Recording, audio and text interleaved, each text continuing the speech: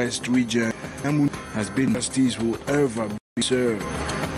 Douala, after the tragic disappearance of Zimanu Emmanuel, who was attacked and killed by an alligator. After several days of searching, parts of the victim's body have been recovered for the horrific attack. And beyond Cameroon, in a bold move to tackle more than 50 top government officials for failing to declare their assets, the suspended officials' code of conduct for state officials. That was a summary of our top stories. Stay tuned for details coming your way in a moment.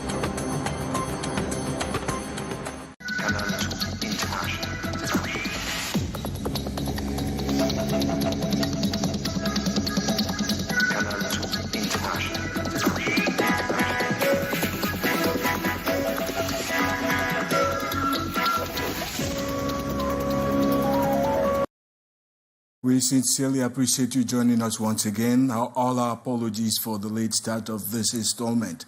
Now, exactly 5 years ago, that was on February 14, 2020, government forces killed at least 23 civilians, including 15 children and 2 pregnant women at Ngarbuh, that's in the Donga Mountain division of the Northwest region. 5 years down the road, justice remains a distant hope for the victims, as unexplained delays continue to stall the trial of those responsible for the massacre. Here's Ndi Morin. 5 years after the horrific Ngarbuh massacre in Cameroon's Northwest region, justice remains out of reach. On February 14, 2020, government forces killed at least 23 civilians, including 15 children and 2 pregnant women, in a brutal attack, although the Cameroonian government eventually acknowledged its forces' involvement. The trial of the accused soldiers has been plagued by delays and irregularities. The trial, which began in December 2020, has been repeatedly postponed, with critical hearings often stalled by the absence of key officials. Victims' families have had little involvement in the proceedings, and crucial evidence such as their certificates has been rejected. Meanwhile, senior officers have yet to face any charges, and the militia remains implicated in the killings remain free. As the next hearing approaches on February 20, human rights groups and the victims' families are growing frustrated. The glacial pace of the trial raises serious doubts about whether the government will ever hold its officials accountable. The world is watching, waiting to see if Cameroon will finally deliver its promise to provide justice for Ngarbuh. From the planning to the extensions after city canning in the way of the works. Here's Gladys Ambondibang. A cloud of dust, the deafening roar of bulldozers, and the stone silence of onlookers. This is subdivision. Shops, homes, and businesses have been reduced to rubble in a demolition drive that has ignited tensions. We are not illiterate. Just look at this distance. Can anyone reasonably call this 1 meter? Despite the disputes, the city council insists that public utility takes precedence whether or not affected structures have land titles. This is the kind of compensation we deserve with the existing gutters in mind. Many residents rush to salvage whatever they could, furniture, stock, and personal belongings before the machines arrived. Some suspect that the plant route may have been altered, an allegation yet to be addressed by the authorities. Have influenced the authorities, which is why the road is being expanded in this direction. The road project itself spans 8 kilometers with a width of 7 to 8 meters, promising improved connectivity across the city. For some, it's a necessary development. For others, it's a painful loss. I appreciate this demolition exercise because for years, Lendi has lacked proper roads. We have been mocked for it, so I am glad this development is long overdue. As the rubble settles, residents are left grappling with an uncertain future while Douala moves forward with its ambitious expansion. And now, a couple of days ago, we reported on the tragic disappearance of a certain Zimanu Emmanuel, who was attacked and then eventually killed by an alligator at Japoma, that's in the east end of Douala. After several days of searching, the victim's head and one arm have so far been discovered, and local authorities say they are vowing to launch a hunt and eventually kill the animal. Here's Demolition. Zimanu Emmanuel, a driver, was brutally attacked by a crocodile on the night of Thursday, February 6, 2025, along the riverbank that borders Japoma. After an extensive search, authorities recovered his head and one arm, the remains of the body believed to have been devoured by the crocodile. On est en train de fouiller si on peut aussi le voir quelque part, mais depuis là, on ne le voit plus. 1 week after the driver's disappearance, activities at the sand quarry ceased as fear gripped the community. Local residents are living in constant anxiety with the memory of the horrific attack still fresh in their minds. Vu que ça a pris le patron, les activités sont arrêtées. This Friday, February 14, agents of the Ministry of Water and Forests arrived the Songbape area of Japoma, aiming to raise awareness among residents and discuss plans to neutralize the crocodile, a protected species that poses a significant threat to human safety. Now, exactly 7 days ago, a fatal assault in a Douala neighborhood left one woman dead and two others seriously injured. The attack, carried out by unidentified assailants, has plunged the concerned neighborhood into deep fear. Now, one of the survivors of the assault has been speaking to our very own Demolition. Here's a report. The tragedy at Bifaga Junction in Douala's Fit District still haunts the victims, one of them whose face is scarred and mask shared with us this Friday, February 14, her horrifying account of that night when Kenya Mentor Valerie lost her life after being stabbed in the chest by the attackers. J'ai même fermé avec ma petite fille.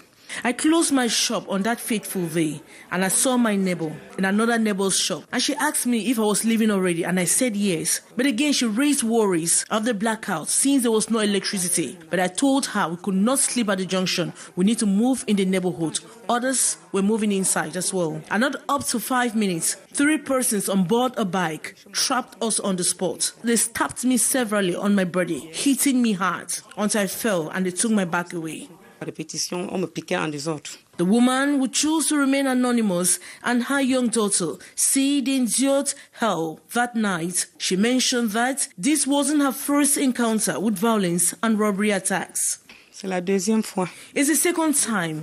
I had a similar attack at a smaller junction, but then I was not hurt. They just took my back away. Et j'étais sous le parasol.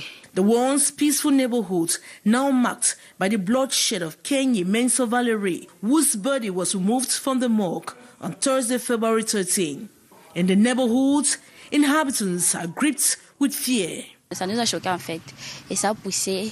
We are still in shock after the incident. I, for one, have taken a resolution together with my family members not to move at night. Nous aussi, forcément, mais On a vraiment peur. We are scared when it's nightfall because anything can happen. It's not easy to live in a neighborhood where someone was killed by bandits. It's important to note that on the night of Friday, February 7, 3 women were assaulted in Bifaka Junction in the Dogbong neighborhood.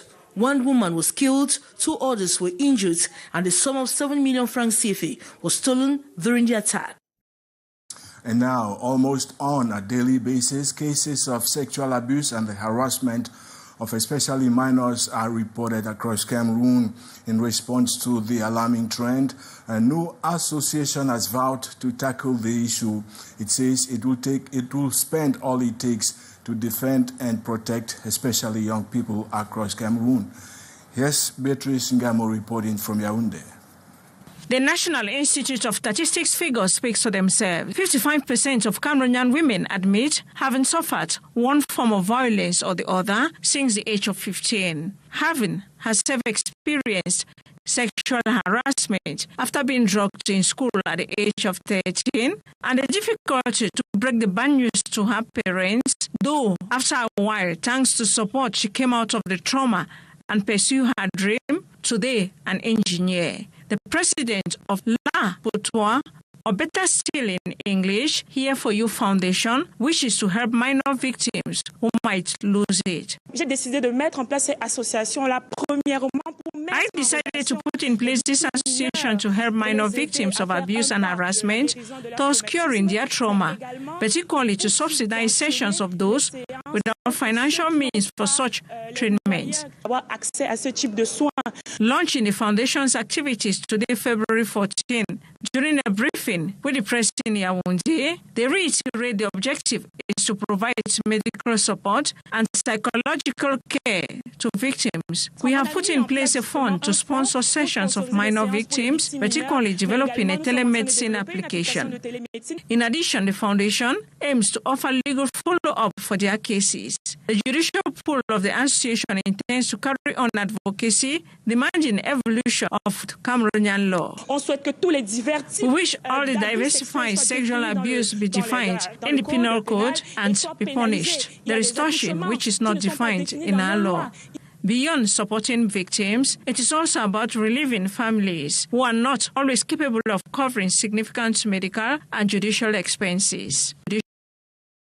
And so it is February 14, and across the globe, celebrating love is high on the to-do list of many. From the exchange of gifts to multi-form potting, celebrants are obliged to dip their hands into their pockets. In the following report, Cynthia Latte says, St. Valentine's Day does not only help foster friendship, it also contributes to supporting local businesses. Love is in the air at Douche Municipal Aqua. Counters have turned pink, adorned with roses, gift bags, greetings cards, and lingerie, all setting the mood to celebrate Valentine's Day. Ornella has been exploring the shops searching for the perfect gift for her lover.